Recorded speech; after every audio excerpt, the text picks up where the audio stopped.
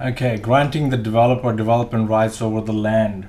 This is basically a development management agreement, or the development agreement with the landowner, with the underlying theme being that you are going to develop the land for them, and in turn you can charge a fee or you can charge a percentage of profit. It just doesn't matter how you're going to structure it, but it's open for negotiation in all sorts of flexible terms that you can come up with. So it's a development agreement.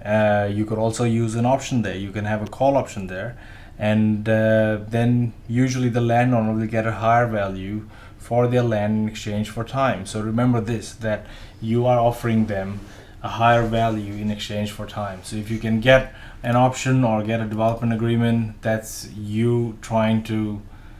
I'm actually doing. I have a call option right now on a major project in Frankston, and that's what I've done. I've actually gone and got an option on the block of land, and the land has a potential to put 113 apartments, or with a mix of commercial and residential. It can be a mix of commercial and residential development. So that's exactly what I've done. So I have an option on it. That's all. So number 3, landowner providing vendor finance. You got to agree on a price. You got to negotiate to pay 50% now, and rest you can pay later to the vendor. And it's all open to negotiation. It's not just 50% is just a figure that I put in there. If you can negotiate 100% vendor finance, or 80%, 90%, 10%, whatever, usually you will not be able to do 100%, because they want to see money. They want to see some money that you are serious about it. So if you can agree on a 20% payment now and 80% vendor finance, even that is good. That saves you a lot of time going through all the different hoops and paperwork with the lender, and they can finance you, and you can give them an interest. You can even negotiate that you will capitalize the interest with them, so that the interest actually comes right at the end and there are no monthly payments. So that gives you time to do whatever you want to do, or add value, or do whatever you think that the project requires. So you can agree on a suitable interest rate. It is usually 1 or 2% higher than normal bank interest, because otherwise there is no incentive for the landowner. So if the money is large, a small interest rate can be negotiated. And you got to negotiate an interest-only loan. You got to ensure a longer flexible term is. You got to ensure that a longer flexible term is negotiated, so you can extend if required without penalties.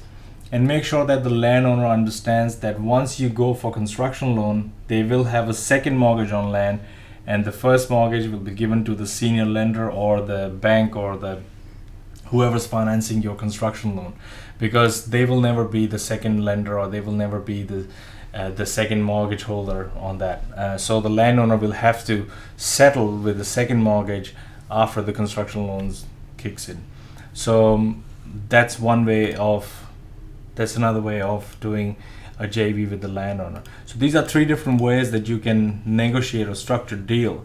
And these 3 ways are only just guidelines. There are so many variations to these, and they're basically the sky's the limit. Whatever 2 people agree on could be anything in terms of the